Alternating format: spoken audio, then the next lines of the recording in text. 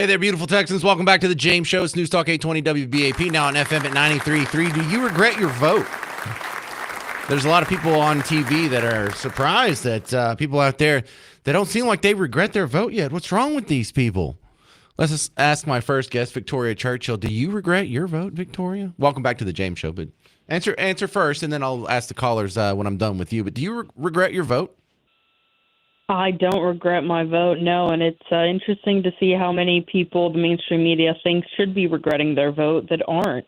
That's been one thing that I've definitely been tracking in my reporting and my, in my commentary work as well, is that, I think Americans knew what they voted for. They knew that Trump's policies were going to take some time to take into effect, but they're willing to kind of sit through the growing pains is my take on it. Well, it's one thing for them to kind of bring it up and ask it, but they've been asking for about 4 straight days. They've really been pushing this narrative. It's like when they tried to say J.D. Vance was weird, and they just said it like for 4 days straight, and it didn't catch on, so they just dropped it and act like it never happened. So for those of you who aren't terminally online, here's Anna Navarro from The View saying. Police departments in South Florida are signing cooperation agreements to be deputized as ICE. When we, I keep thinking, okay, this is going to be going to change the way folks. They're gleeful. Everybody I know who voted for Trump is gleeful and supportive of everything he's doing. Yeah. Why is she surprised about that? Why are they surprised about that? What's the point of this angle? Well, I think that it's to sow division among the kinds of people that are the difference makers in the election. Either they don't turn out to vote every year, or Trump was kind of the catalyst for them to go out and vote. And so, again, I think that's really a narrative that the Democrats are trying to push. But we're also looking at the fact that we've got some elections coming up here, just stuff we're looking at this week for the election that's happening next week, April 1st. April Fool's Day, yes, that is what it is. But, that is a legitimate date. Is we've got elections in Wisconsin as well as Florida. For Florida, they have a couple of special elections for House of Representatives seats. And then in Wisconsin, they've got a Supreme Court race. And so, even though most of the nation isn't really looking to go to the ballot box anytime soon, there are these races where people are kind of trying to say, this Trump vote, it was again, in their view, kind of accidental. And they're really trying to sow that division and, really show that people were only energized to go to the polls instead of in support of Trump. Well, I think they're trying to maybe give an excuse for the people that they have been misleading this whole time, into saying that, they're voting for Trump because they're racist, sexist, bigot, homophobe, or anti-LGBT, or some other form of xenophobia. And when it comes out that we're all ecstatic about the government being cut and waste being cut and the budget being cut and the border being tightened down, and we're not the ones that are running around drawing swastikas everywhere, that could be confusing for the people out there who bought into that narrative.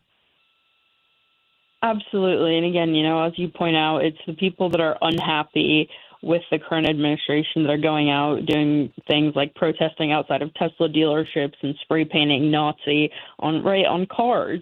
And, the people on the right see that, again, as a confirmation that the people that they see as radical shouldn't be in power. All right. And then here's the other cool thing I wanted to talk to you about, Victoria Churchill, is a new poll shows that among 18 to 29-year-olds, Donald Trump has 52, almost 53% favorability ratings. Is the next generation going to be Team Red?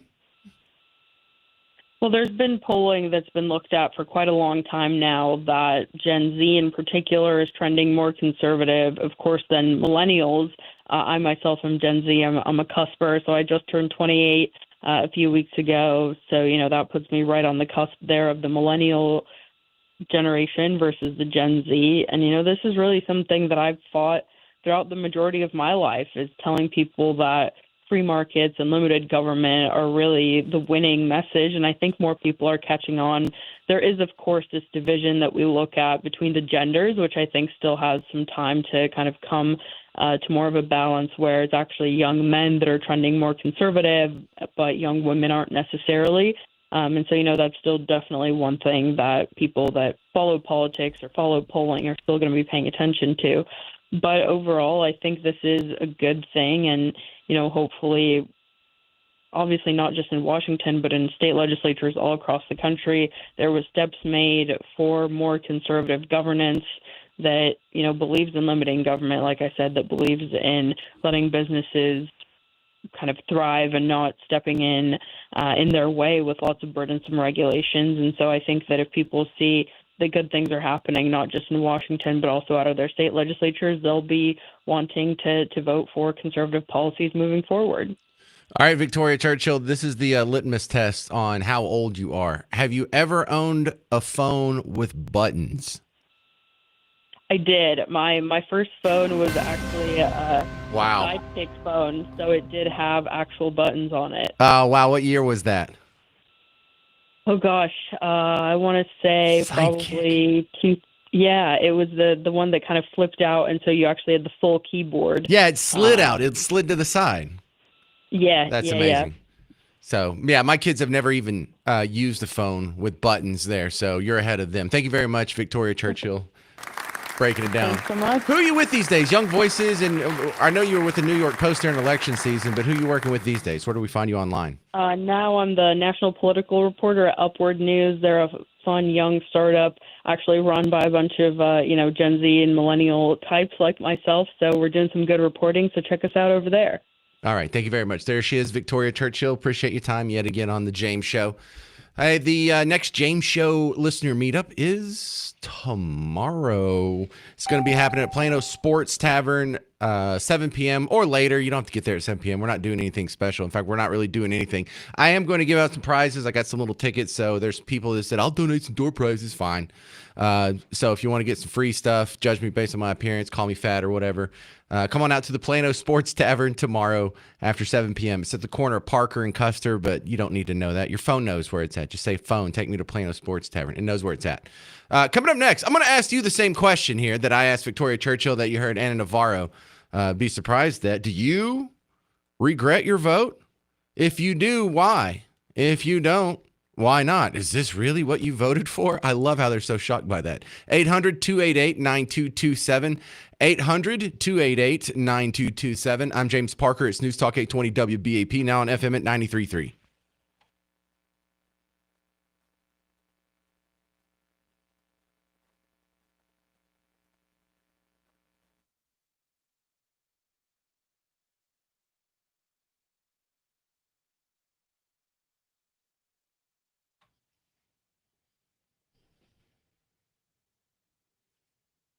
Well, hey, sports fans, James Parker here for the Prize Picks app, and I know your bracket's already busted into 1,000 pieces like a shattered windshield.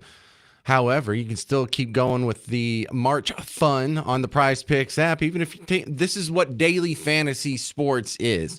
It's not like you pick one team or you make one bracket, and then when it's busted, you're busted, and we'll see you at the end of the tournament. Every day, you can come on, you can make a different lineup, and if you're a big Drake fan, you were probably really happy there for the first round. But if you want to mix it up, if you want to take some of your college players and mix it with some of your pro players like Luka Doncic today, his big number, I call this the big number, 43.5. If you add up in his game today at 6 o'clock, his points, rebounds, and assists, will it be more or less than 43.5? That's all it takes. You make a lineup of 2 to 6 players, and you can win up to 1,000 times your cash. And you can do it with America's #1 daily fantasy sports app. Over 10 million active users, over $1 billion in awarded prizes. And if you use promo code WBAP, you get $50 in promo cash with your first $5 play. So download the Prize Picks app. Add a little bit of sauce to the sports you're already loving and do it with our money. Use promo code WBAP and get $50 in promo cash with your first $5 game. Prize Picks. Run your game.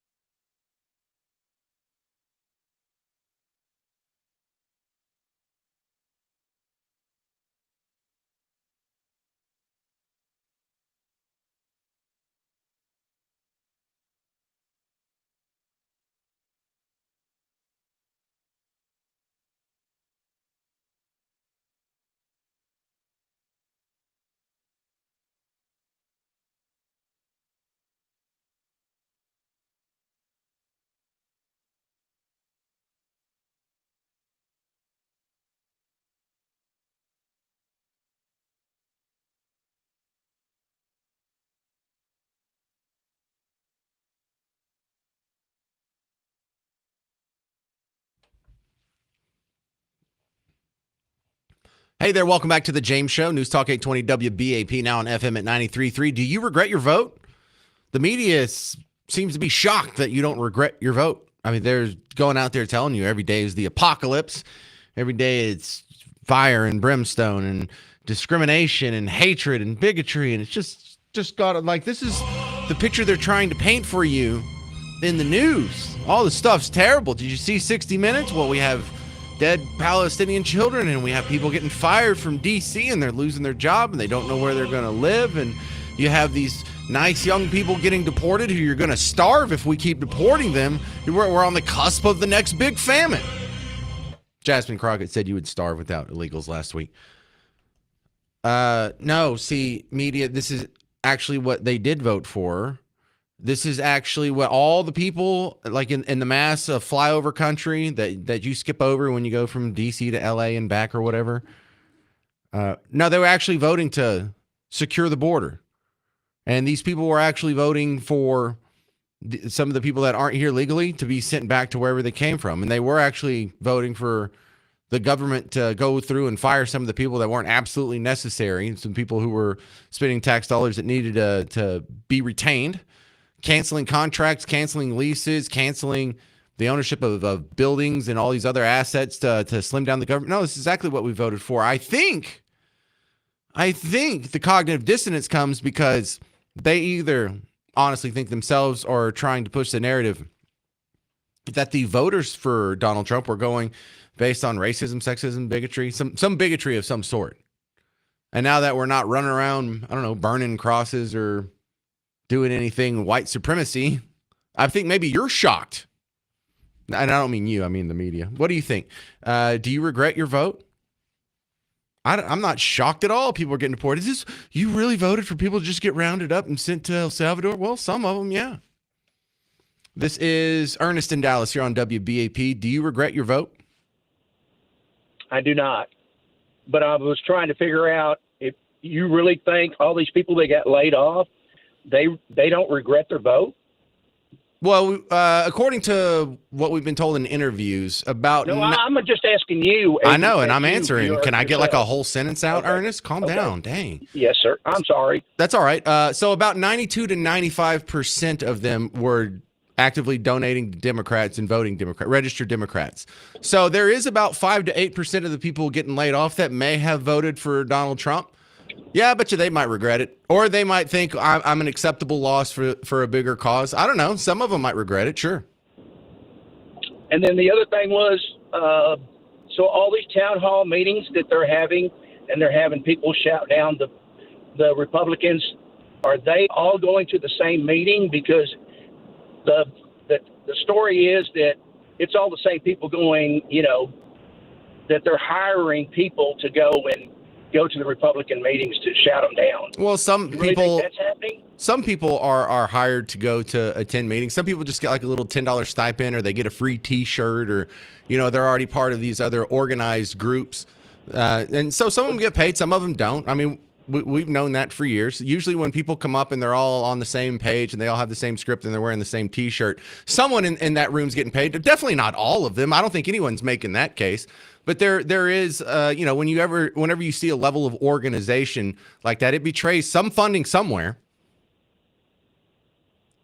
That's all I needed to know. Thank you very much. See, you get what he's trying to say.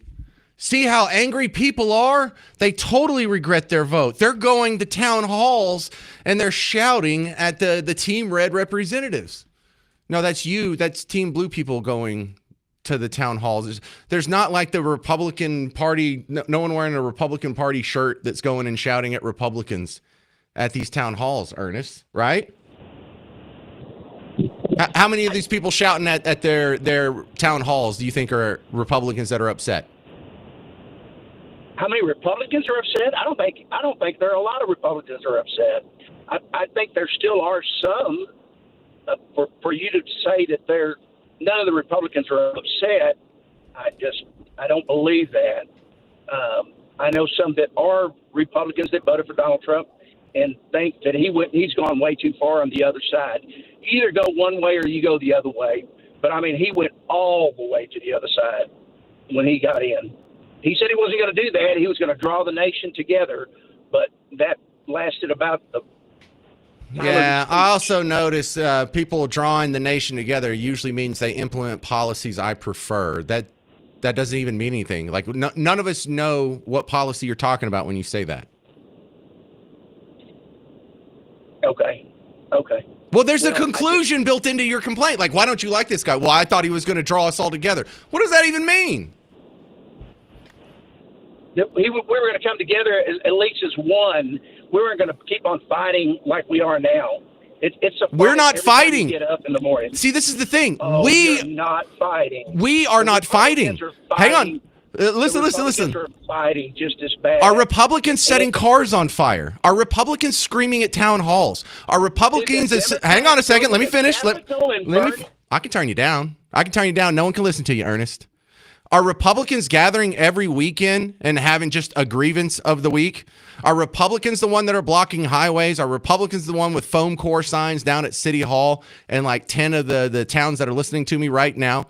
I mean, I was going to play a bit later in the show of just, hey, look, it's random protester. It's weekend protester. And here's the deal. I'm going to try. Ernest, are you still with me? I want you to listen to this, and I want you to tell me what they're protesting, okay? Listen to this. We charge you a genocide! We charge you a genocide! Yeah, okay, so they're fighting against the genocide. What are they protesting? Is it immigration? Is it racism? Is it LGBTQ rights? Is it Palestine? Is it Ukraine? There's dumb Democrats. Say what? There's dumb Republicans and there's dumb Democrats. Where are Republicans doing that? You take clips of the ones that you know that are the craziest people, and then you play them. They do it on both sides. I'm not saying No, they don't. The Democrats are Listen, 100% right. all right, here we go, Ernest. When Elon Musk, for all of his entire life until about 5 years ago, was perceived as a Democrat, were Republicans running out there setting Teslas on fire and scraping swastikas on them? So you're talking about I think I Elon made Musk. my point. So I think I made my point. Thank you very much. 800-288-9227. 800-288-9227. I'm James Parker. It's News Talk 820 WBAP, now on FM at 93.3.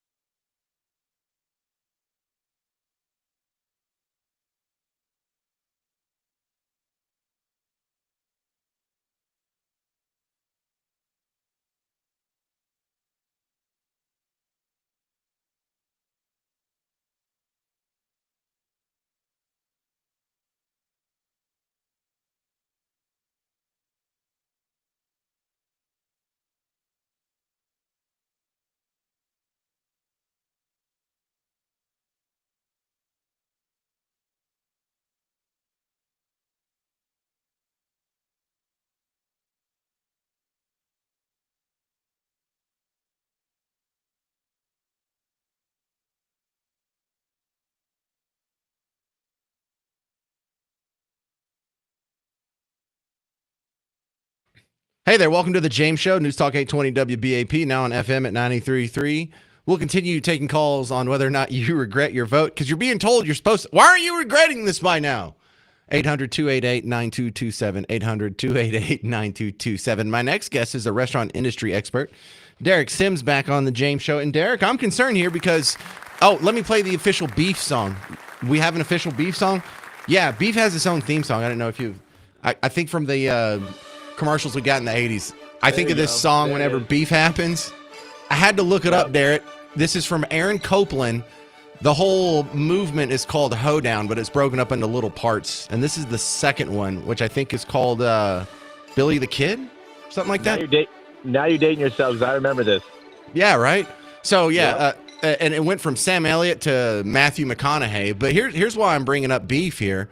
I hear the prices are going up. Is this something I should be worried about? Yeah, we hate, as restaurateurs, we hate this because it does go up for us, and we have to pass it on because we have to make money, and it's required for us to turn a profit so we can stay open. But that definitely lowers the amount of people that want to come dine at our restaurants. So it really hurts us in the long run. We'd rather have cheaper beef than more expensive. But it's an unfortunate reality of the inflation that's happening, and the ranchers just have to charge more to get it to us, and we have to charge more to get it to you. What's the cause of this? Well, it is a commodity that floats up and down a lot like oil or anything else, and just the cost of insurance, payroll, the land, everything, taxes, everything adds to the bottom line, and that requires them to raise the prices. Now, you have to understand how the beef market works. You can actually, there's like 4 grades of beef. There's prime beef, choice, select. So some restaurants are going down to lower quality beef. And so some restaurants look like they're not charging more, but really they're giving lower quality. And you can taste it. If you really focus on it, you can taste the difference between like the lower quality beef and the prime beef that we use at our steakhouses, like here in the Frisco. And, we just can't compromise that. But other chains and smaller places can do that. And that's the difference, really, that's the hard part. But I cannot, as a restaurateur, I cannot sacrifice quality for price. I just can't do it. Does this have anything to do with the tariffs? Not yet. No, this is all stuff coming from local ranches here. Most of our stuff's local ranches. So we have a deal with we have different local ranches that come to us, and every one of our guys that come to us are charging more. So because I've seen some restaurants are like, yes, we just shipped this in from Argentina over the weekend. Yeah, I mean, you could bring some stuff over, but that's really hard to travel that far. And, they do freeze dry it and stuff like that. So there is ways to save money if you bring it from overseas. Tariffs would probably change that too, but the best beef, the best prime beef, USDA grade prime beef is coming from local ranchers close to that restaurant, to be honest with you, or within a state or two, Derek, do I need to go buy some cows? Buy a cow. Yes, you can make some real money. It's like tuna now. Cows are like tuna. All right, Derek Sims, is there any chance that the price can go back down, or are we just stuck up here? I think it'll go down. It will go down, and it's just going to take time. And it's like anything, oil goes up, oil goes down. And look at oil now. Oil is coming down, and that's going to help the tractors and all the stuff that makes the operations run at a ranch. And then the reverse effect of that, the beef will go down. So it will go down. Well, the other way I see some of the restaurant industry maybe taking a hit here is losing some of their workforce to deportations or self-deportations and higher work costs. How's your labor cost handling out there, Derek? Well, I can't speak to that exactly because, I'm on the restaurant side and we still have plenty of people, none of our staff, and we do have some people that that may not be 100% on the legal side and the kitchen side, but they are never deported. We have no problems on that side of things. I mean, I know I hear about it a lot, but we haven't had any problems with our staff, and we have over 250 employees. So yeah, just anecdotally speaking, I don't think I've heard of any raids or any deportations from restaurants themselves. I guess y'all would probably be more impacted by the middleman, the meat packers, or the guys that cut it up between the ranch and you. Yeah, I think the way I feel about it, I think people that are doing good and working and keeping their nose clean are not having a problem, and I think the ones that's what they're targeting. That's the way I understand it. And so I haven't had a problem with that at all. But yeah, probably maybe someone that has some felonies or those kind of things are having trouble. So, coming after them. something else that's come up restaurant related a lot lately is how tipping has gotten out of control. I see an avenue for restaurants to open up and brag that, we won't charge tips or we have some sort of different take on that. Is there any adjustment from the restaurant industry to the complaint about tipping? Well, there is a kind of a two schools of thought. In Europe, they don't tip, but they charge a service charge per person. The problem with that is, the restaurant has the tipping system is it's a little funny because people think when I tip optionally, they think that people are only getting paid $2 or $3 an hour here in Texas, but really the servers that are tipped are actually making the most money of anybody in the restaurant, more than the kitchen staff, more than the managers sometimes. They do make plenty of money, and the tips are optional, but some people tip less and some people tip more, but it averages out at the end of the week that they get the most money of anybody. So it's a little misguided in that respect. What happens in Europe is they don't want to deal with that, and so what you do is if you've ever been to Europe, I'm sure some of you have, listeners too, there's just one server for 8 tables, and the service is just not as good. The service quality is just not as good.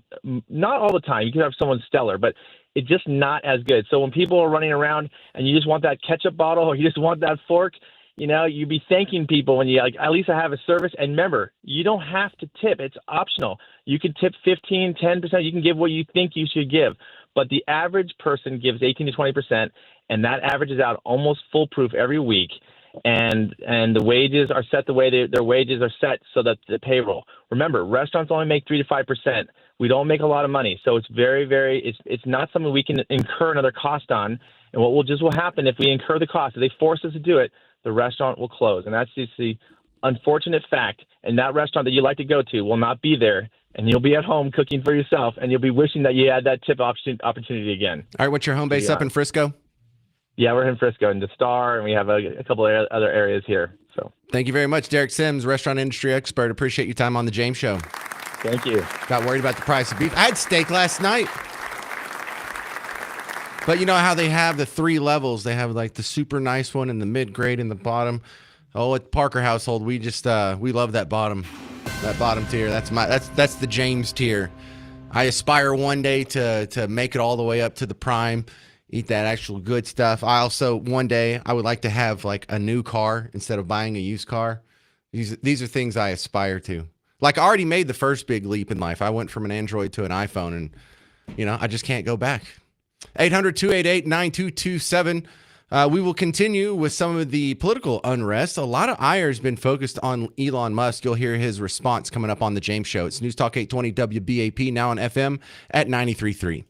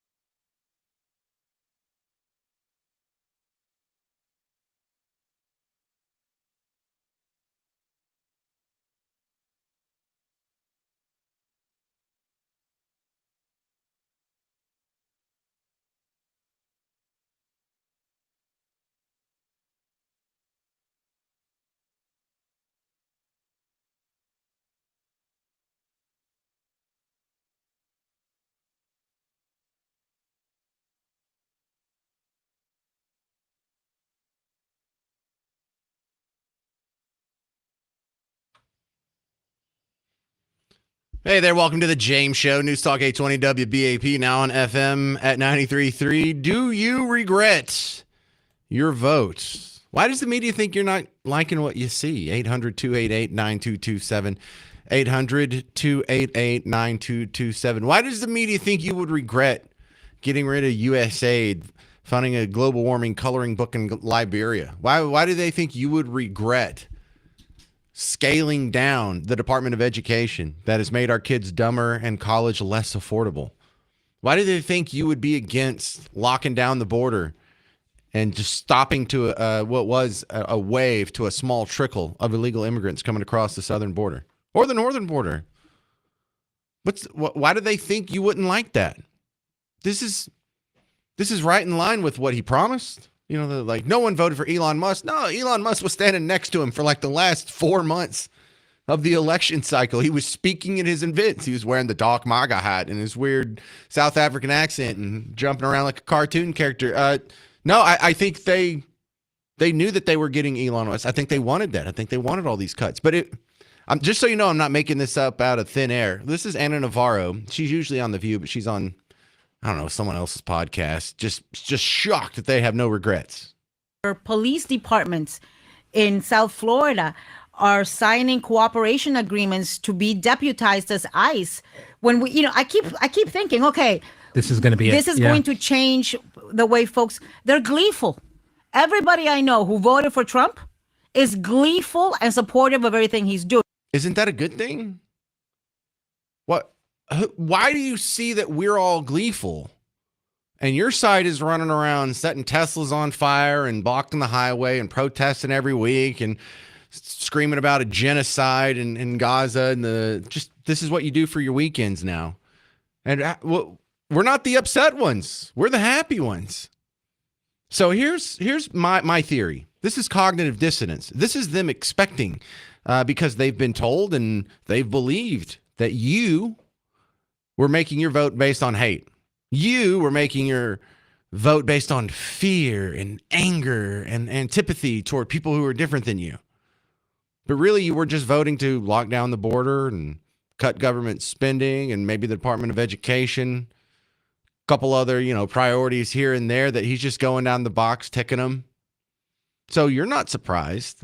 But remember, they were expecting right-wing death squads. I kid you not. This was back just in July. And this is a president who has activated pro-Trump paramilitary groups that, wear insignia and T-shirts and hold placards celebrating literally right-wing death squads, right? This is a president who has talked about absolutely using the Justice Department to go after his rivals. Yeah, look out. Right-wing death squads are on the way if Trump wins. And then here it is, Trump wins. And there's no right-wing death squads. There's no vast cloud of vandalism that is following around the Trump nation. That's happening in the other direction. It's the other people that are running around. It's your side that's scratching swastikas on the side of Teslas, that's setting charging stations on fire, that's screaming in the street, that's screaming down town halls, that's screaming down public speakers on university campuses. That's got to be something that'll wake some people up at some point, to constantly be told that you're the angry one. And then when they look out the window, they see the angry one's not you. It's the people that were warning them against you. Do you regret your vote? 800-288-9227.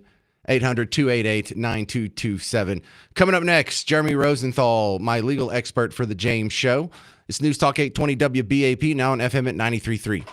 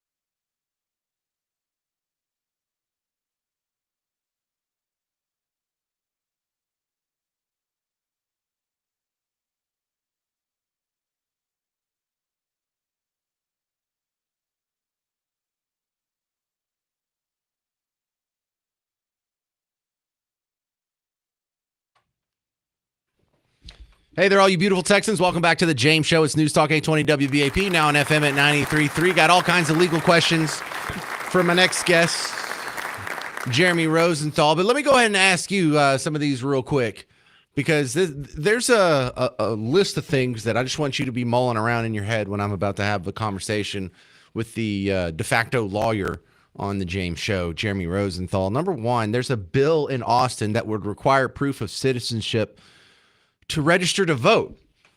Are you thinking what I'm thinking? Like, that wasn't already the law? What are we doing now? You just show them your Blockbuster card from 2002? I don't know. I don't know. What could possibly be the argument against this? Oh, you have to prove you're a citizen before you get to vote?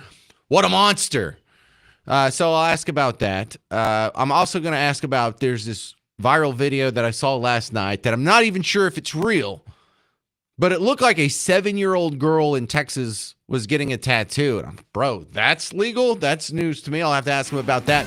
But I want to start with another legal question for my buddy Jeremy Rosenthal. Welcome to the James Show. I want to start with calling these recent attacks on Tesla's domestic terrorism. Now, we've bandied about on the James Show. Well, of course, it meets the definition of terrorism, just as according to the dictionary. But according to the law, I guess that would change the nature of these attacks drastically if, legally speaking, it counts as capital D, capital T, domestic terrorism.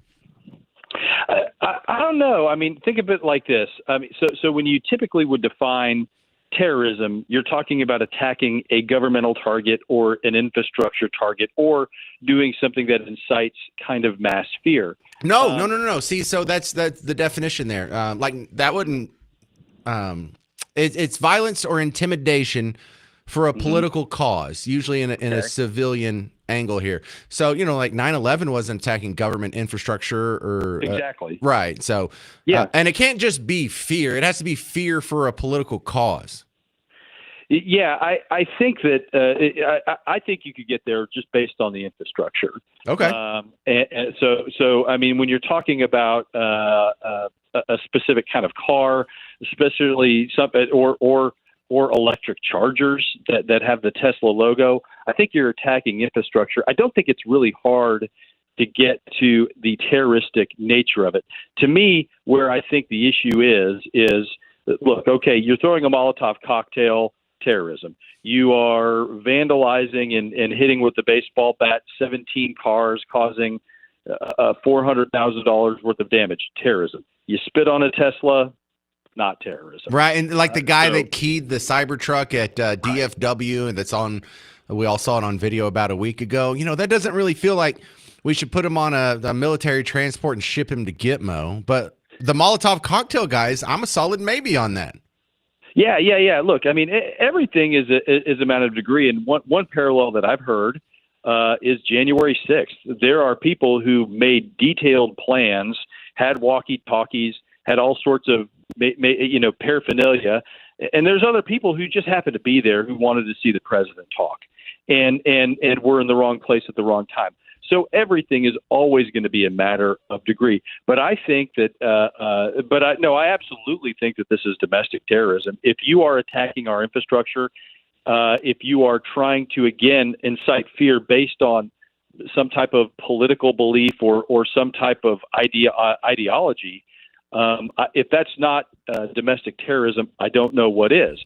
I'll give you, James, something that is interesting to chew on. You look at Luigi Mangione in New York State, they're labeling that as domestic terrorism because you're going after the CEO of a healthcare company. That, to me, is a lot thinner of an argument than Tesla.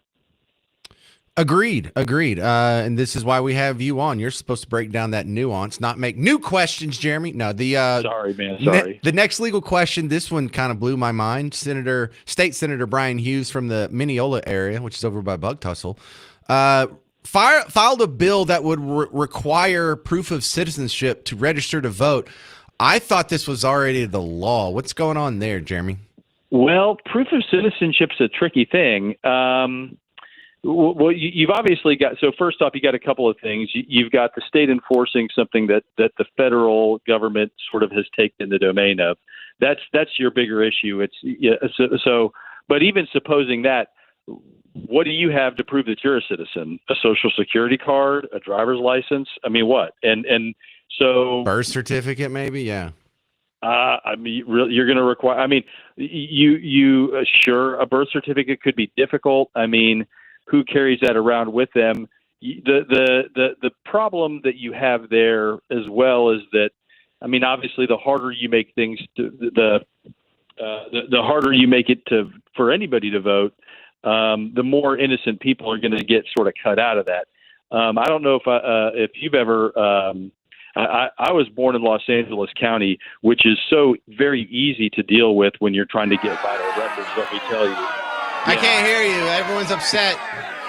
Yeah. About the California thing. Anyway, go ahead. Sorry about that. Yeah. So yeah. I mean, look, that would be really, really hard, and a driver's license is easy to fake. A social security card, easy to fake. So a proof or verification of citizenship sounds easy. It sounds appealing. In practice, it's pretty hard. Well, I was born and raised in Bucktussle, and it's in Hazard County, and we have our names carved into the back of our leather belt. So I think that was our official ID. Can you stick around for another segment? Because I want to ask you about this 7-year-old getting tattooed and what the laws are around that. Because some people are just really worked up, and then some people are like, hey, man, free country, whatever. I'll ask Jeremy Rosenthal from TexasDefenseFirm.com about that. But then I want to ask you as well. Is it legal? Should it be legal? Should you be allowed to have your 7-year-old get a tattoo in Texas? Because a viral video showed that. I don't even know if this video is real, but we've got to have that conversation next. 800-288-9227. 800-288-9227. We'll hear from Jeremy Rosenthal from TexasDefenseFirm.com. I'll tell you what I think about that, and I want to hear from you next on The James Show. It's News Talk 820 WBAP, now on FM at 93.3.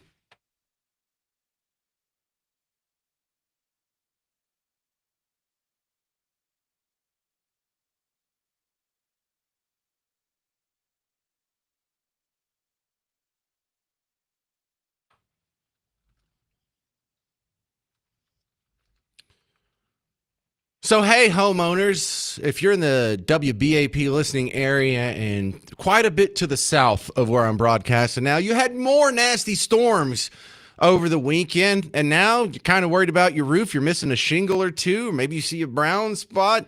What are you going to do? Are you going to go Google roofers near me? No.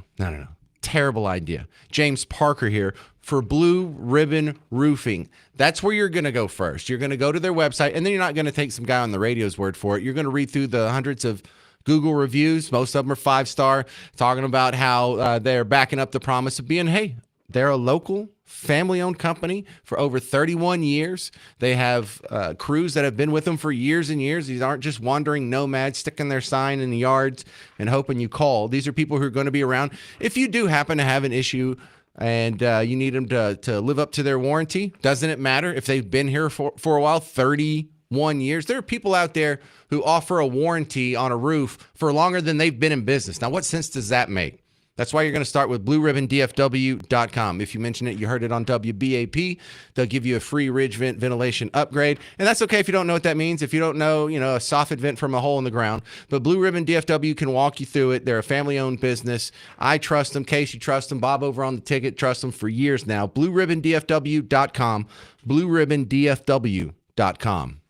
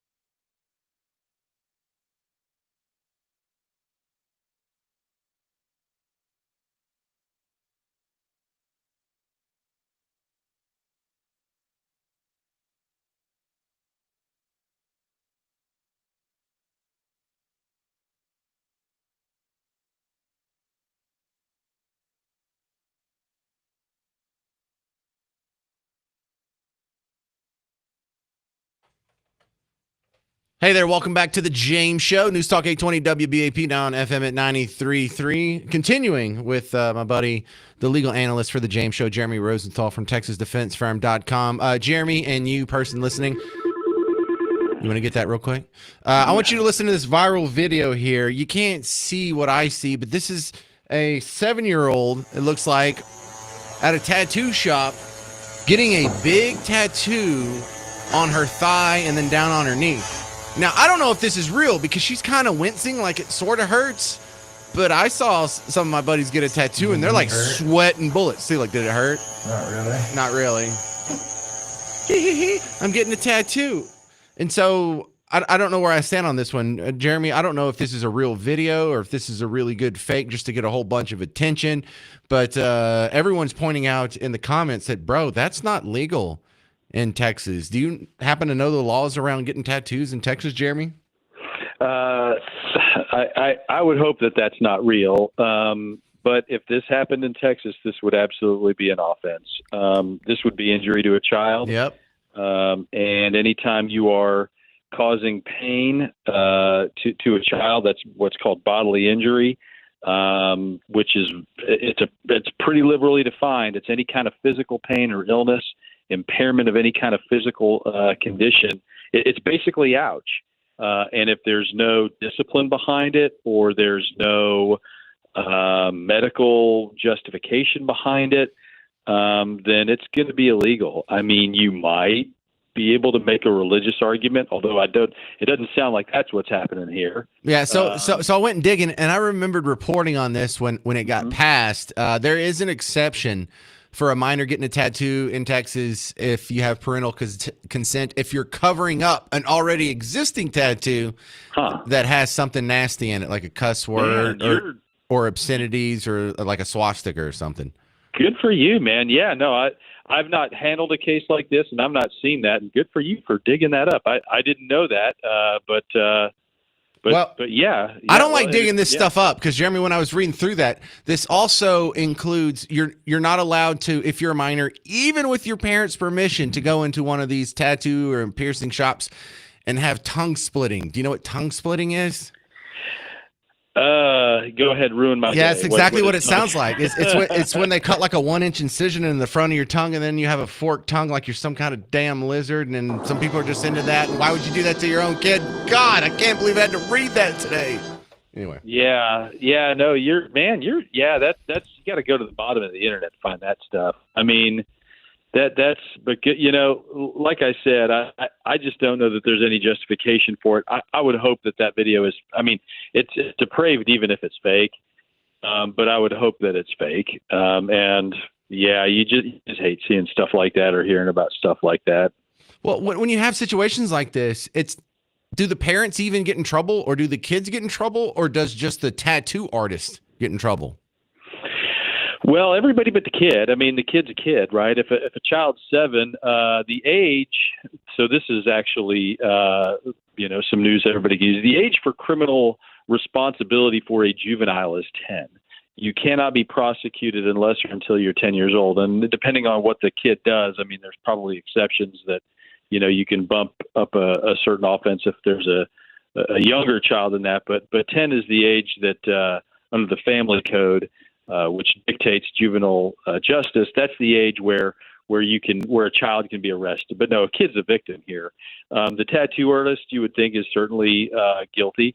A parent has a duty to act. A parent can be guilty through act or omission, meaning that they can be guilty by acting in a certain way or by failing to act. If the parent is there, they're certainly guilty. And if the parent's not there, then you're probably still kind of guilty for letting your kid run away and do that. So nothing good.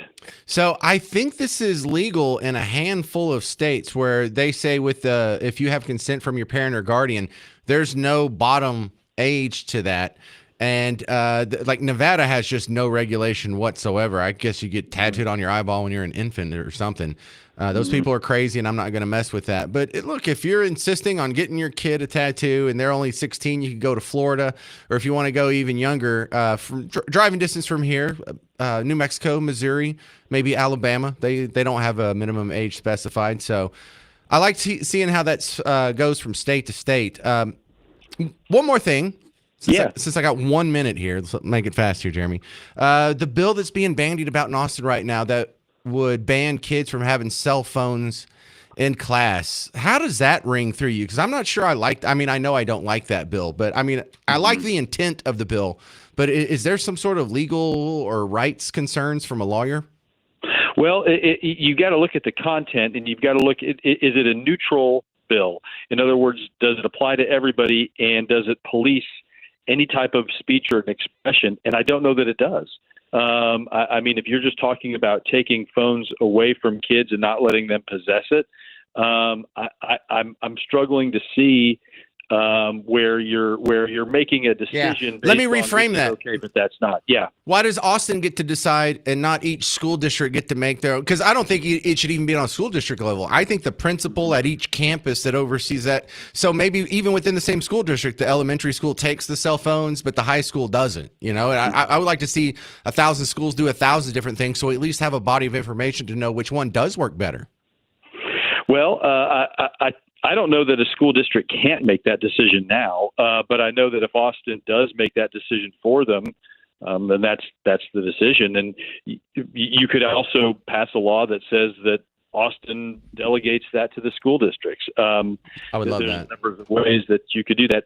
Back to the tattoo thing, 10 seconds.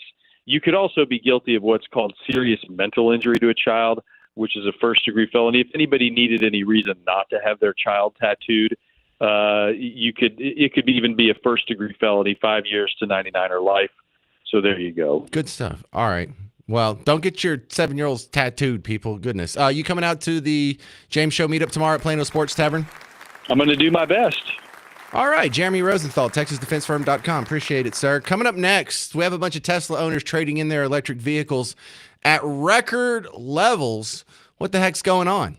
I'm James Parker. It's News Talk 820 WBAP, now on FM at 93.3.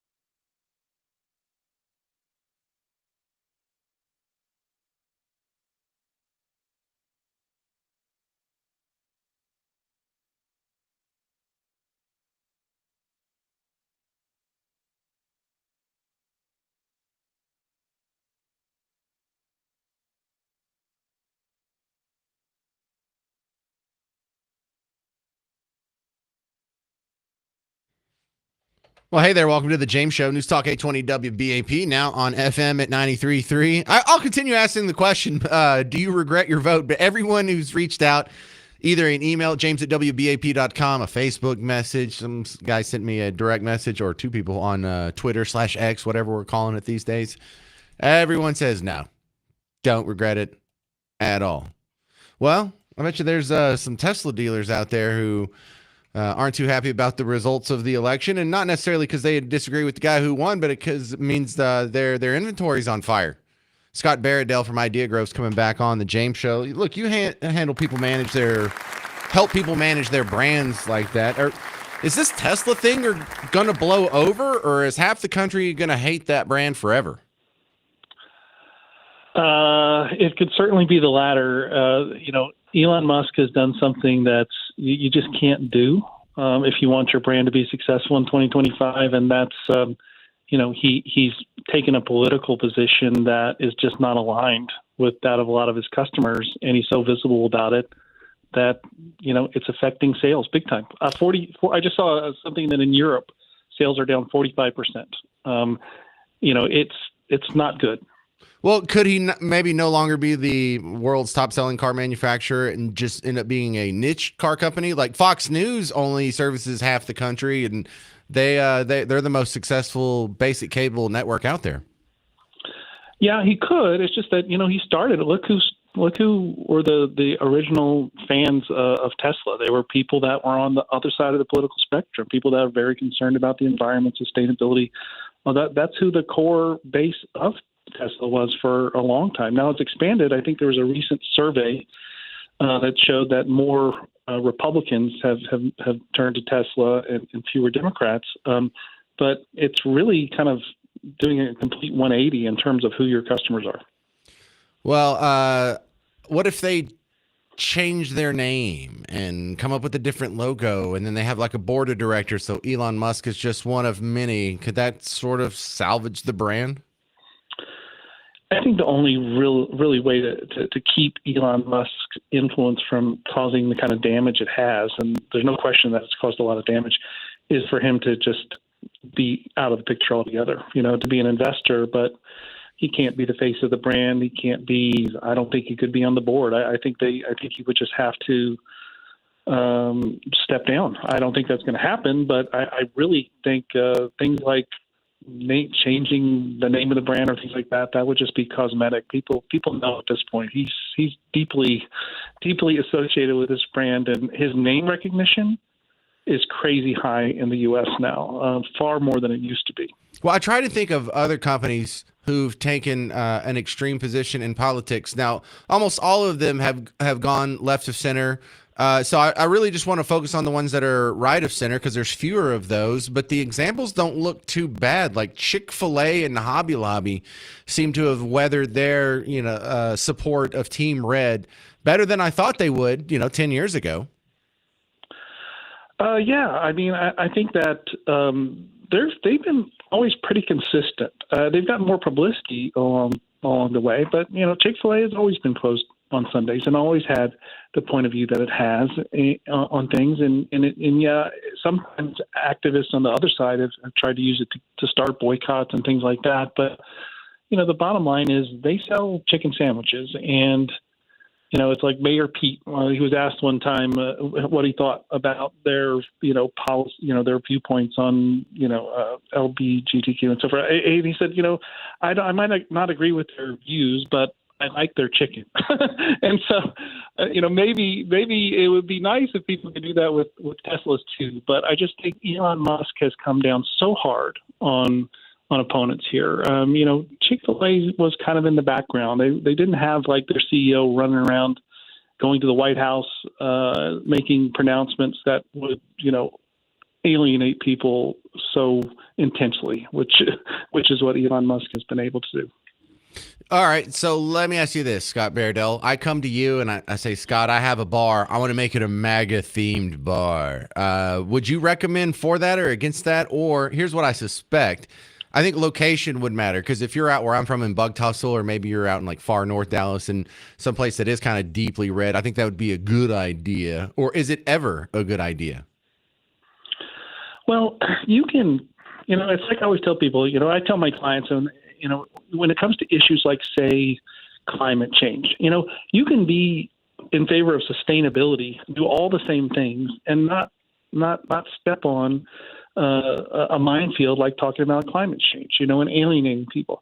In the case of MAGA, there's all kinds of things in terms of the values of MAGA, positive values of MAGA, that you can support and that your business can represent without people wearing MAGA hats. There's just no reason to go there. You can create an environment that's built for an audience without finding ways to kick other people off. And in the case of MAGA, that people with MAGA hats and MAGA bumper stickers and MAGA flags, they can be targets, just like these Tesla cars have been targets. So that's another reason to think twice about it. Well, I try and think maybe there's some like hyper specific industries where you could get completely political. Like on one side of the aisle, if you sell like tofu burgers, you could go full Team Blue or woke. Or if on the other side of the aisle you sell Carhartt or camo or I don't know, archery bows, you could go full mag and probably not sustain too much damage. But it's always fun talking about this stuff with you. Where do we find your work,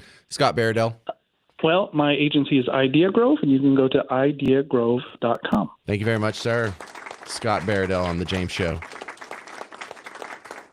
All right. Coming up next, let's talk about that school choice issue here, which almost all of these school topics that we debate would be addressed by school choice. But I'm interested in getting your thoughts on this proposal that would outlaw schools allowing cell phones in class. It's a new rule that they would have to pick them up at the beginning of the day and you get your cell phone back at the end of the day.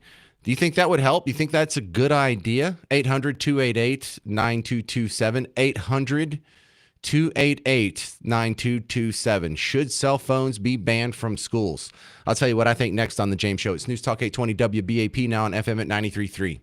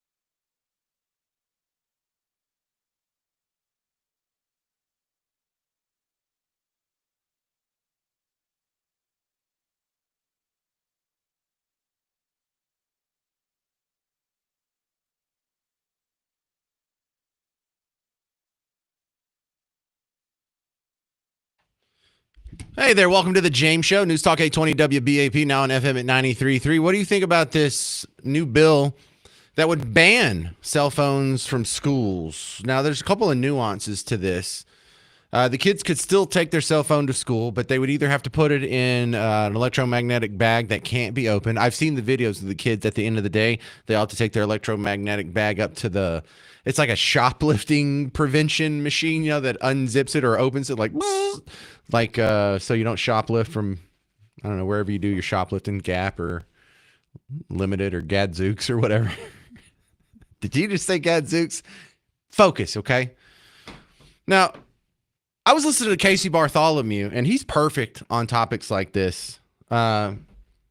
Except I want to add a little bit of nuance. I don't think he's necessarily wrong in the fact that that would probably be best for the schools and best for the kids and best for the scores and best for academics overall. But I don't think we would really know if we did a blanket application of that rule across all school districts. Here's what we need to do. What we need to do is have some schools do ban cell phones during class. Either put it in a box when you walk in the door or do the electromagnetic bags that can only be opened after the school day. Well, however you decide to shut off phones during the school day. Let's have some schools do that. Let's have some schools have the cell phone use wide open, and let's have a whole bunch of other schools do everything in the middle. Let's have 1,000 different school districts do 1,000 different things. And I would like to even have it be decided on a more local level than that. I don't even think like one ISD should have a blanket policy for all its campuses. Maybe each campus has a different policy. Maybe the elementary schools do that, but the middle schools and high schools don't. Or maybe some of the high schools do that, but some of them don't. And then we can actually come back and instead of trying to, hammer our preferred cell phone policy on all the schools all the time, we could have a body of information to actually see which one of our theories is correct. Is my theory correct? Is Casey Bartholomew's theory correct? Is your theory correct? We can only find that out if we don't have one of these top-down blanket rulemaking decisions being done in Austin. God forbid it's done at D.C., but Austin's the second worst option. What do you think? 800-288-9227. 800-288-9227. I have 4 kids. They're all in school. I kind of like the older ones having a phone at their disposal.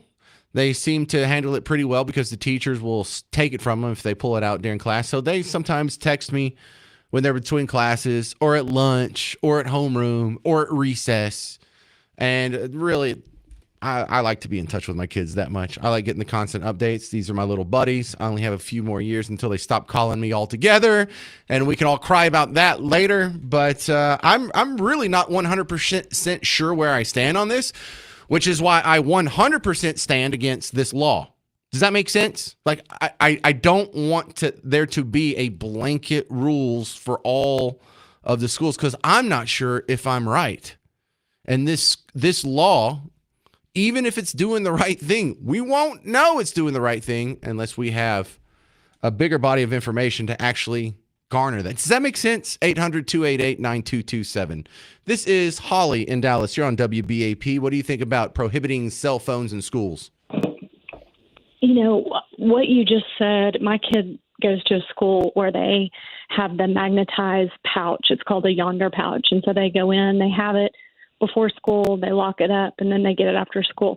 I'm for it. I think these kids are so distracted by these phones. I think they're not learning. I think we need to create a good learning environment and get the distractions out.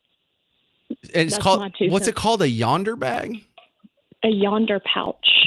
Where did they get that from? Yonder? It's a goofy name. Couldn't tell you. All right. I figured it'd have like a techie sounding name, not like a yokel sounding name. I think the principal instituted it from what I know, and I'm for it. I think it's good. I think these kids in high school are... Have your kids been in a different environment, and how did it compare?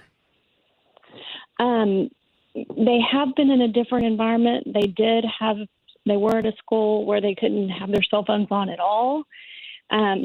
Kids do a lot of sneaking around in those environments. Yeah. I think that I just would rather them. I like the pouch idea. I know these high school kids are getting on them a lot during school. They're gambling. They're, and I don't know. I wish. Well, no, that's exactly what I'm looking for, Holly. Someone who's been through that, because I'm a parent who hasn't been through that. At Buck Tussle, we just got cell phones last year. So my kids, they've got Nokia, the little brick. Well, one of my kids has a flip phone. But you can catch WBAP this Thursday. Or I'm sorry, not us, but we have our sister station is going to be at Texas Live for Texas Ranger opening day. It's from 10 to 3. So go out and enjoy some of my friends from the ticket out there. Go Rangers, by the way. I see some messages floating across my screen for that. But what do you think about the prohibition, this law that would outlaw cell phones in schools? 800-288-9227. I'm James Parker. It's News Talk 820 WBAP, now on FM at 93.3.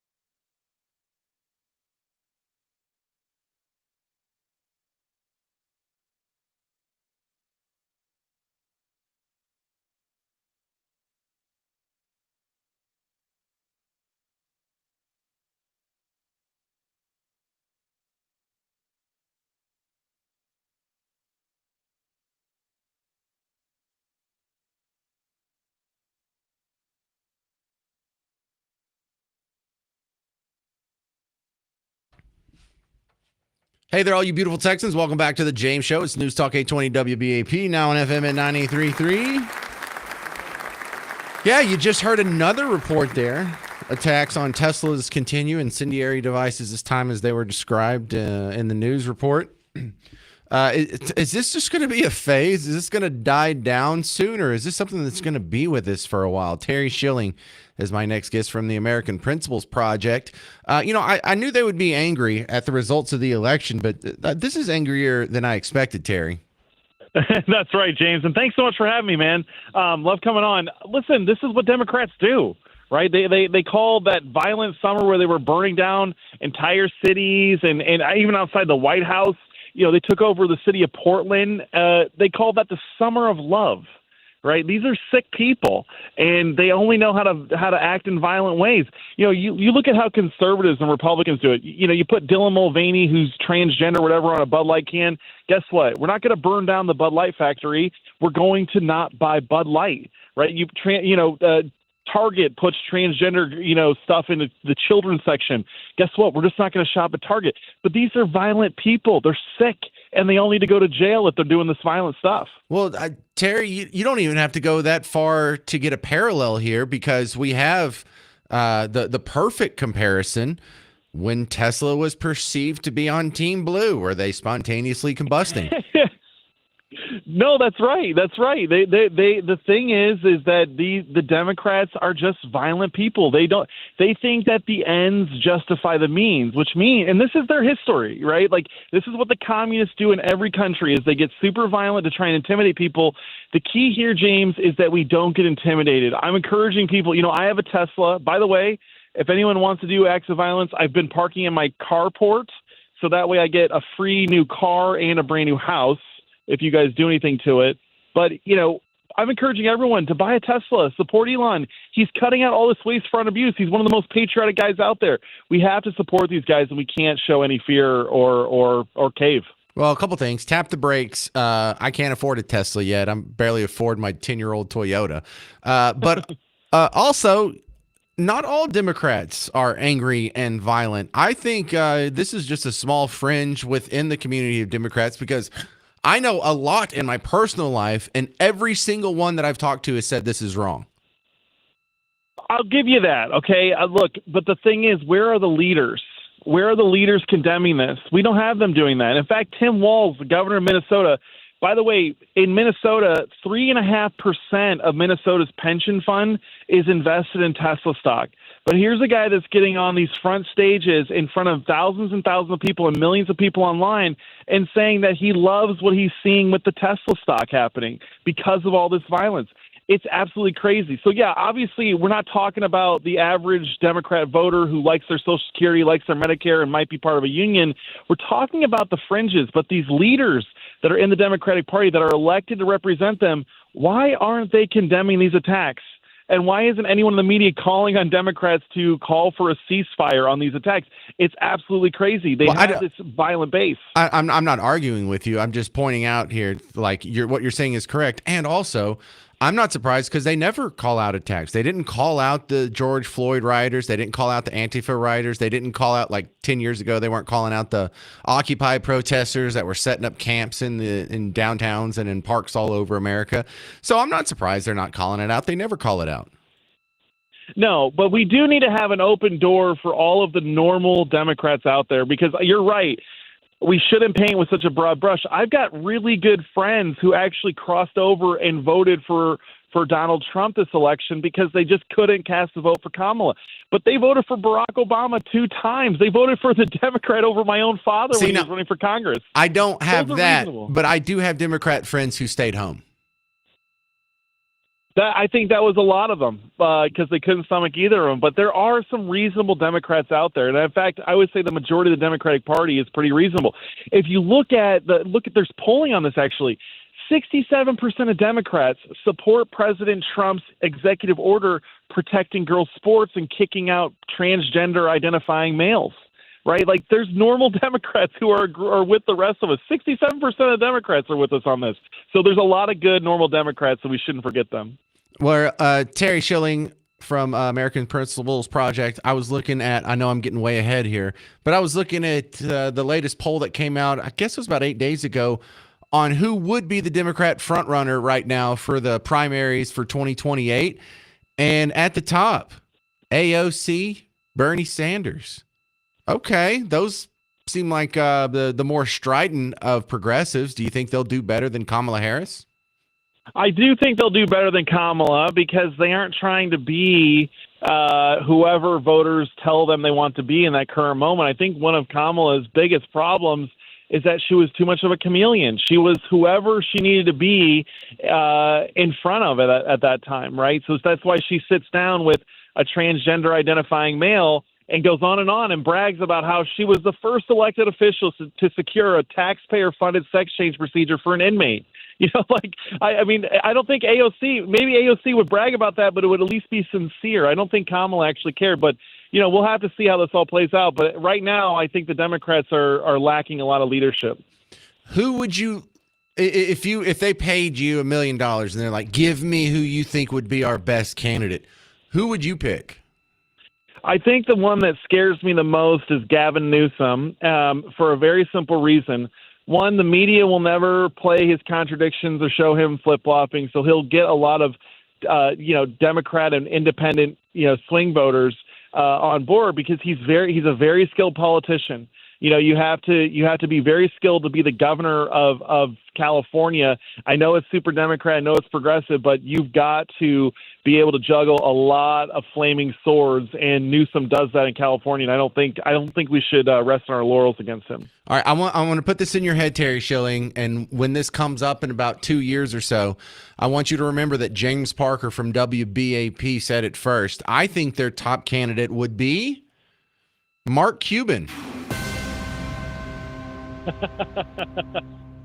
I think right now he's the closest thing the left has to their Elon Musk. He's a self-made billionaire. He's got, tech background along with a lot of pop culture. He's had TV shows. He's got notoriety. In fact, he's kind of half Trump, half Elon, and he's reasonable. He's one of the guys that won't go out there and call people racist, sexist, bigot, homophobe, Nazi all the time. I'm telling you, Terry Schilling, if they're smart, they'll listen to me and try and get that guy to run. Look, I'm not saying anything about his political abilities or his ability to win the White House, but I've seen this guy's tweets. I see what he says on camera. I just think he might be one of the dumbest guys ever. I have no clue how he became a billionaire because he says some of the craziest stuff. We'll have to talk about this more later because I could go on and on about Mark Cuban. Oh. He contradicts himself. He's all over the place. He actually kind of reminds me of Kamala Harris, just a little bit smarter than her. Oh, well, we'll have to disagree on that one. I think in some of these instances, he's playing dumb, with the DEI stuff. He's like, I think great talent can come from anywhere. I think he has to stay within the lines of Team Blue, but I don't know. It's interesting point of disagreement there, Terry Schilling, American Principles Project. How do we find you online? Just Schilling 1776, SCHILLING 1776 on all the platforms. Thank you very much, sir. Terry Schilling. Coming up in about 20 minutes, we're going to play Dead or Alive for 2 tickets to see Air Supply. Air Supply? Yes, Air Supply. They're going to be at WinStar World Casino July 26th, so stick around for that. I'm James Parker. It's News Talk 820 WBAP, now on FM at 93.3.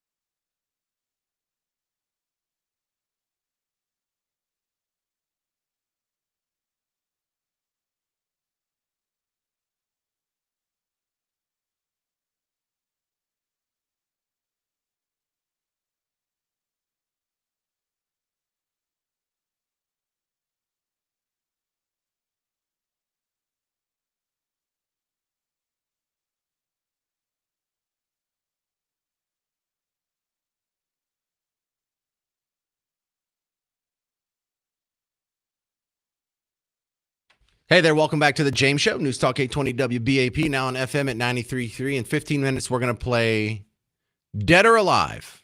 Dead or Alive for tickets to see Air Supply. Air Supply. Yeah, Air Supply. And so to match Air Supply, the theme, the category for today's edition of Dead or Alive, you're going to like this one. 80s singers. Not musicians, not artists. Specifically singers. All 10 people in the list are going to be singers who had some hits in the 80s. Some people had hits in the 70s and 90s too, and even before and after that. But these were all in the list of the. I looked at the top like 50, and I only used the top 20. So all of these except one out of the top 10, really. So how well do you know your 80s singers, and do you want to go see Air Supply? That's coming up about 15 minutes. A story I saw here kind of surprised me. This was, locally speaking, I didn't know this was a local story, but WFAA reported that Fossil is sinking. The brand Fossil, do you know Fossil? They make watches, and then they kind of branched out into like wallets and sunglasses. And it was super fashionable in the 90s. Like that was one of the coolest things you could have. And I know because I had a pair of Fossil sunglasses that I bought, and I felt so bad buying them because I'd never spent $30 for a pair of sunglasses before, and $30 in 1997 is a lot. That's like $3,000 now, or I don't know the math, but I didn't know that was based here. It's like, what? That's a local store. Why do we care about Fossil clothing? Well, because they're based out of Richardson. I didn't know this whole time. Fossil's been based out of Richardson?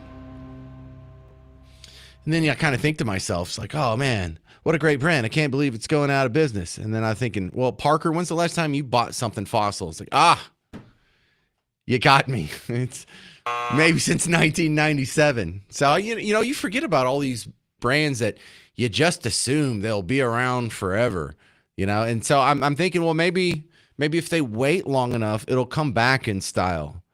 Things that weren't in style or were in style, they'll go out of style and then they'll come back in style.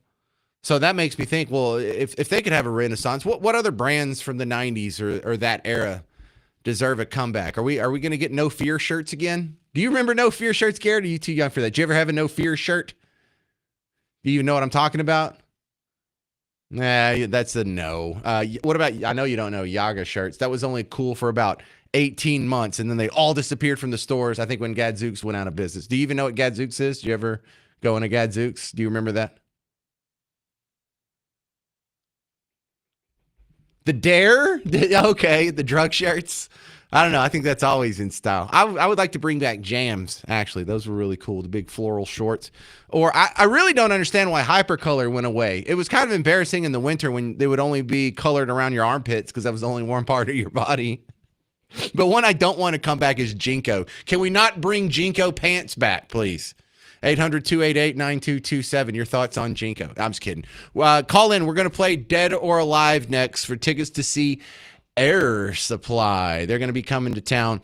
WinStar World Casino and Resort on July 26th. Get tickets at winstar.com or call right now to play Dead or Alive, the 80s Singer Edition. 800-288-9227. 800-288-9227. Dead or Alive next on The James Show. It's News Talk 820 WBAP, now on FM at 93.3. All right, you renters, doesn't it hurt to cut that check or, make that electronic deposit every month? Because you're making your landlord richer and you're not going to see any of that money again. If you were in a house, you would be building equity. And then when you left that house, you could take some of that money with you. And the guy to help you, if this is your first time doing it, I highly recommend Bob Lavelle. Bob Lavelle, we talk all the time about how people are shocked about how it's easier than they thought it would be to get in their first house. Because I don't know, they didn't have a big down payment or they have some bumps and bruises on their credit or whatever the excuse is. It's probably easier than you think. It's funny you mentioned that because it really is. People think that it's going to be credit, income, debt ratios don't qualify because of this or that. They never think of it in terms of, when it was a simpler time, when you were going through your trail back into the 97, you got your first glasses from, Fossil. That's when I started this company. The day you got your glasses was probably real close to the day I started HMS. And you know what? I love going back to those good old times. If you go back and look at I had my first cell phone back in the 50s. I know you think they weren't around until the 70s, but it was the 50s. I didn't even think they were around in the 70s, Bob.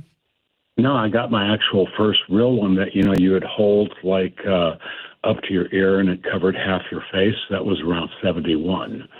And the one I had before that in the 50s was a blanket and smoke.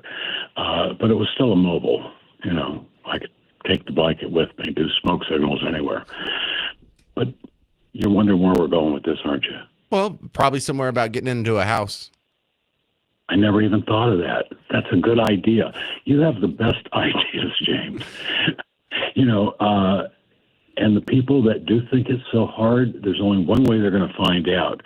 Pick up the doggone phone and call us and say, tell me how easy it is.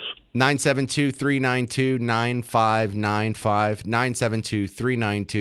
972-392-9595. It's easy because Bob walks you through it. He's done this 1,000 times, and he'll make sure you do it right. 972-392-9595. Thanks, Bob. Great day, James. Bye-bye.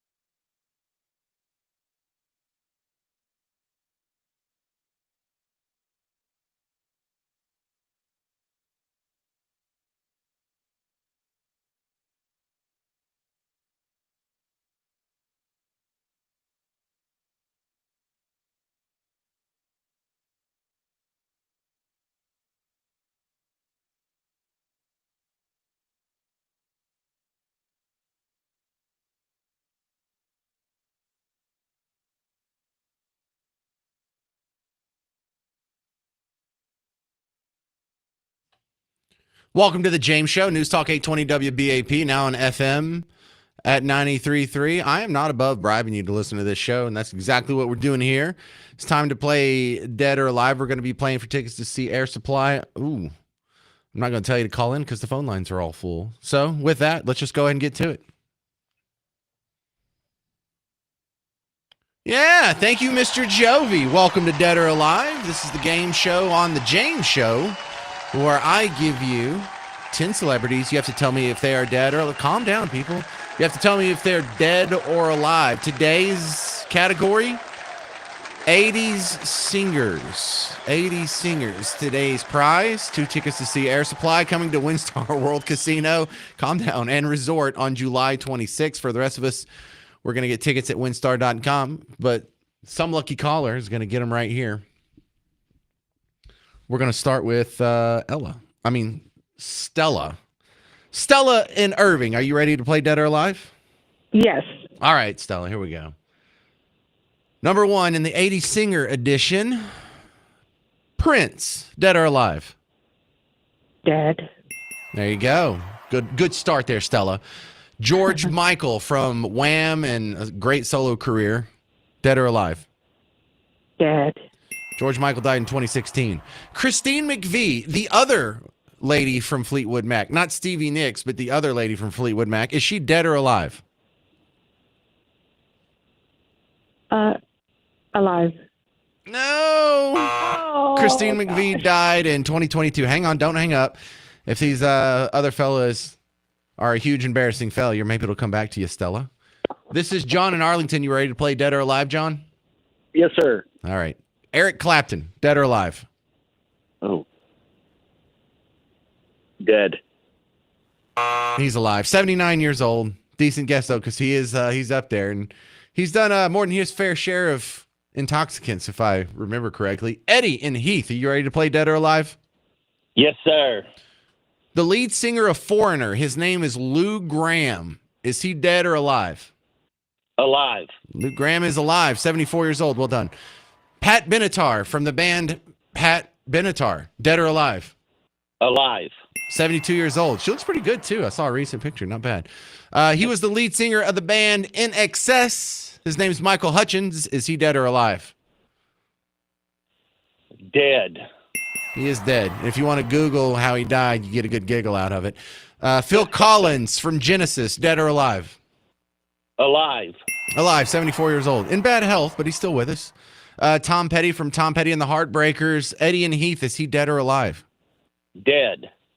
Yes, died in 2017. And finally, not the news, but just Huey Lewis. Is he dead or alive? Alive. He is alive. Wow. Yeah, Eddie went on a streak there. Well done. All right, Eddie and Heath, well, how are you so damn good at Dead or Alive, sir? You used to be a music DJ, or you run the entertainment page at Dallas Morning News? What's up? I graduated in 1983. That's how. Oh, wow. So this is all in your wheelhouse. So you're going to love Air Supply then. Yeah. And Air Supply rules, James. You know, I liked Air Supply when they first came out, but within like 3 years, we all made fun of Air Supply. Like we made fun of Nickelback for a while there. And then we turn around, and if you go back and listen to it, it's like, you know what, Eddie, those are some pretty good songs. Yes, they are. They are. I'm excited. Well, good. I'm glad you got some tickets here. For the rest of us, if you want to go see Air Supply, they're going to be at WinStar World Casino and Resort July 26th. Go to winstar.com. All right, Eddie, don't hang up. Garrett will get your information and email you the tickets. Another reminder, the next James Show listener meetup is going to happen at Plano Sports Tavern tomorrow. Tomorrow after you get off work, go to Plano Sports Tavern. I'll be there around 7 or so, and we'll just hang out till whenever. They have pretty good food there. I actually ate there last time. They had a big, fat hamburger out of real meat.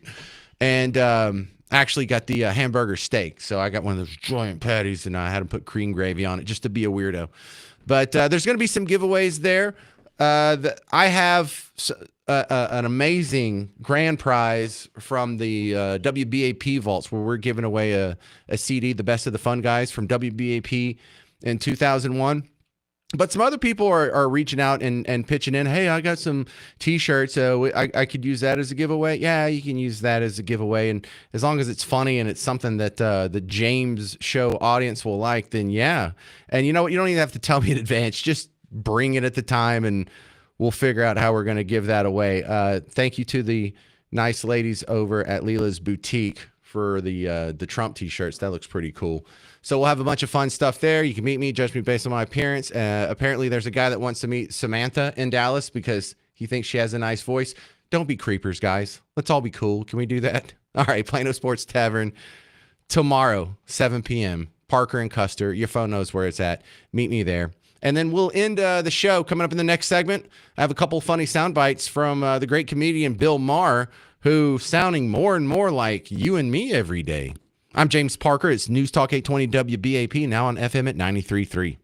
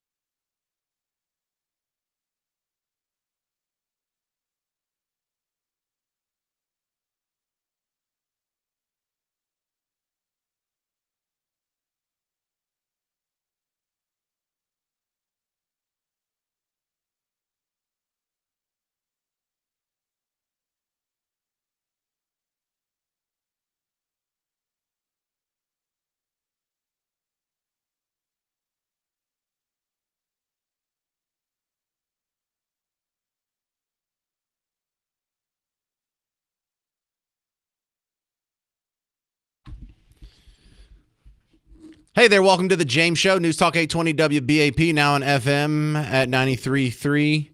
Anthony Davis making a return to the Mavericks tonight. They're playing the Brooklyn Nets, and he's been out for a while, and so...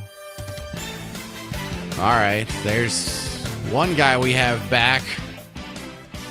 It would be fun to see him if you're a hardcore fan, but I think a lot of us have checked out on the Mavericks season. I'm sorry. I'm not trying to be a negative guy. I'm the hometown fan, but yeah, sometimes you just kind of cut your losses, and better luck next year's fella. Actually, I don't want to be so negative. Let's be positive about that. Stars look great, don't they? No. All right, enough of that. So we've talked about it on the show a couple times today. If you missed it, go check the podcast after the show. But this roving band of protesters is starting to have an impact. And it's the opposite impact that I think they want. I think that they're trying to make the people out there in the hinterlands think that, oh my goodness, there's a giant groundswell of grassroots support and all of the American people are rising up and opposing Trump. But it's starting to look like it's just kind of the same few hundred people in all these cities that one day they're out there and they're protesting against deportations, and last year they were out there protesting for Black Lives Matter, and tomorrow they'll probably be out there protesting for the Palestinians and in Gaza. And if it's the same people and y'all just go out in the street every time you have a grievance and you make some signs and you holler at folks, I mean, that's not a groundswell. I mean, that doesn't count. That's not even like really protesting. This is just sort of like political theater. These are PR tactics now. You're not genuinely, oh man, I'm so incensed about Palestine that I've got to go block a street. Nah, it's almost like you were going to go block a street anyway, and they're just filling in the blanks on your signs here. Oh man, we sure are upset. Check this out. When they go out there and they're chanting about genocide, what are y'all talking about? Listen to this. This is from this week. We charge you with genocide! We charge you with genocide. And now you have to guess, well, what are they talking about? You don't even know. Are they talking about protests? Deportations? Are they talking about Israel, Gaza? Is this a Black Lives Matter thing? Is this a trans LGBT thing? You don't even know. They just get out there. Whatever the case is, whatever the subject is, whatever the issue is, you're just a Nazi if you're not on board with everything they say. And Bill Maher, it sounds like some of my liberal friends are just sick of this. Here he is on a show on Friday. Elon, he has his problems. Liberals are furious at Elon, so they are burning Teslas. Have you seen this? All sorts of demonstrations. Burning Teslas? I tell you, those two astronauts who were up in space for 9 months and just got back, they must be like, wait, the liberals hate Tesla now? It's like... Right, it's mind-blowing stuff. Like, how do you go from this guy is the Thomas Edison, the Jesus Christ?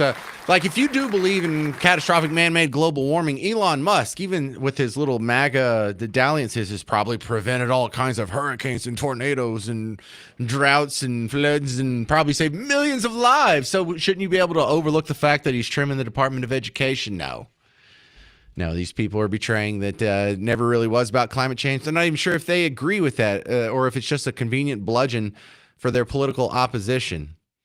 But I don't think the protests are helping very much.